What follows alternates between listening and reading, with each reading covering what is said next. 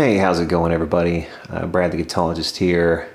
I'm kind of whispering here because it's a bit late at night. In my new house, new living room. And notice this. Noel Gallagher to sell guitars and amps used on tour. This has become kind of a trend lately with all these guys, unloading their backline gear. I mean, they'll unload everything. Like, oh, this is the capo I used on such and such song in such and such tour or whatever. Actually, that's just one complaint I have about this. It's not even a complaint, but that's just one thing about this. Look at this. They can't even write anymore at Rolling Stone. What is this? The rehearsal that preceded the band's last unofficial show. I mean, I hope that's a spell check error. I hope that's just an autocorrect thing. Proceeded. Somebody either needs to go back to school or they need to do something about their spell check. Anyway, so Noel Gallagher, who apparently is the singer in the band. Gee, I thought it was his brother, the real asshole, the guy who spit on the audience. He seems okay, like, he's got some sense about him, but his brother's a real douche. I remember seeing him on an MTV award show or something way back in the day when I was a teenager, and just the motherfucker couldn't sing, for one, and just acted like he was hot shit. He was some big rock star. He was a piece of fucking shit. Anyway, I hated Oasis. I really did. I didn't get it. I never got it. I guess you had to be English. My wife said, it was like a staple of her childhood because she grew up in England. But I never got Oasis at all. And I think it was because of that show. I think that was one of the first experiences I had with them. And the guy just like spat on people and was just acting like an ass.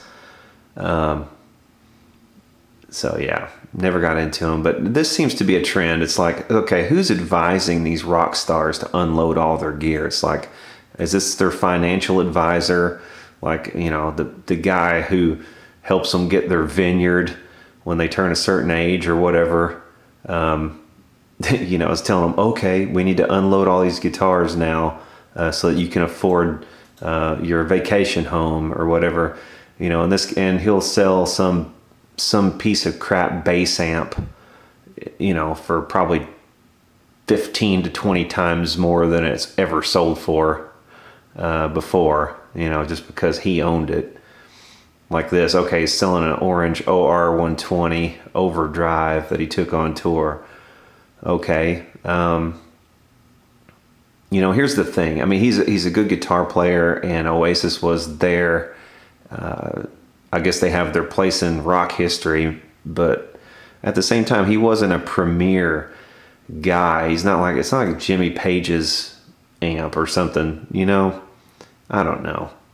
Well, anyway, what do you guys feel about this crap? The Billy Corgan one, I was kind of watching that one because I was curious how much that little auto harp that he used on They Only Come Out at Night, and I think maybe one or two other little things.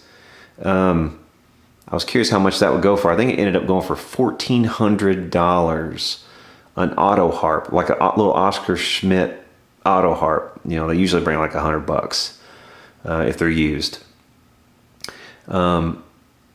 And I love those things. And I actually kept an eye on that because I was like, man, if that goes kind of cheap, I might put in a bid on that thing.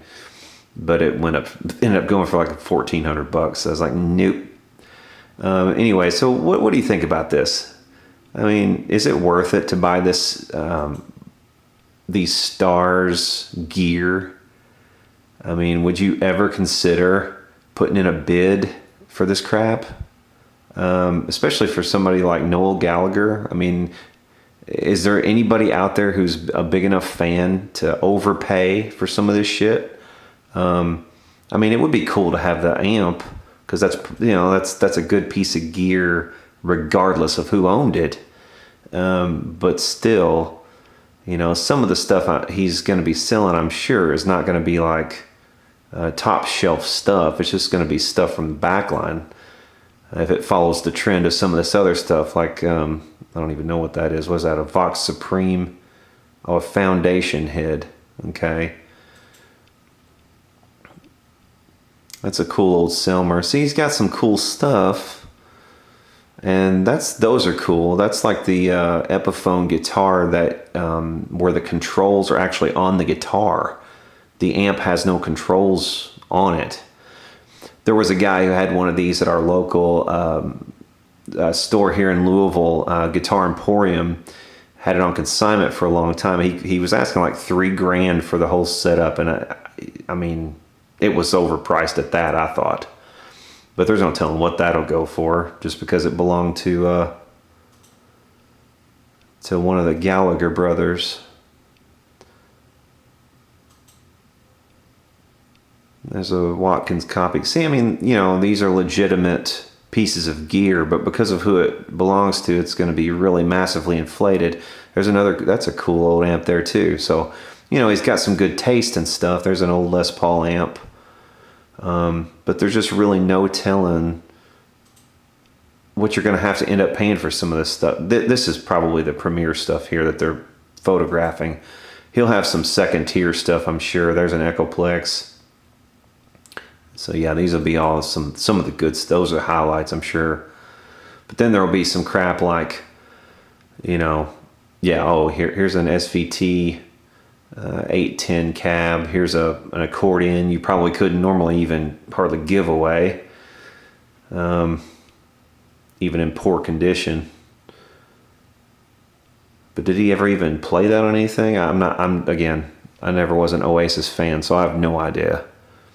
I mean, there's a GA8. Okay, a GA8 in good condition should bring, you know, maybe $1,000 for a GA8.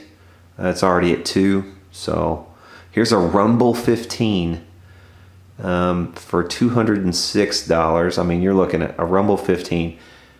That's like what, $40 maybe, $50 used. If you're lucky. Okay, this one's modded, that little amp. There's a cool high watt. That looks like, yeah, that's not a bad price. Well, that's already sold. Hell, that's sold for that's not too bad there. That's actually a decent amp.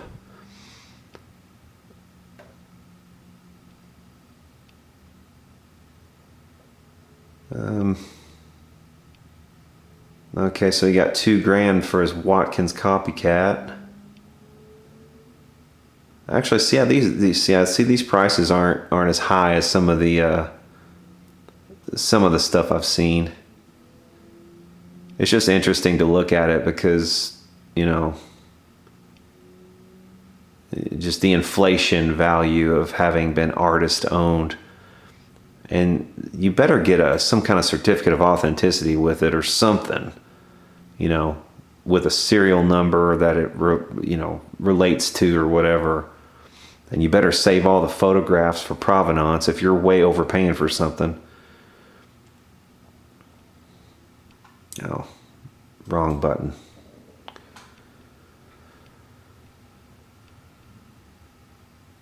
But anyway, yeah, you know, tell me in the comments if you would ever bid on anything like this.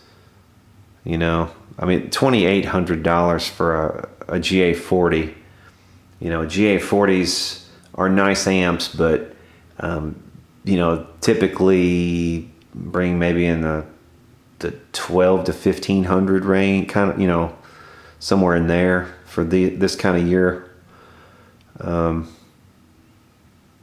And yeah, there's 6,600 for that, and the one locally that was mint condition, exactly the same thing, sold for $3,000, or well, he was asking $3,000 for a long time and couldn't get it, so which I thought was overpriced at $3,000. So you know. Anyway, yeah, let me know if you would ever consider overpaying for an artist's inventory like this.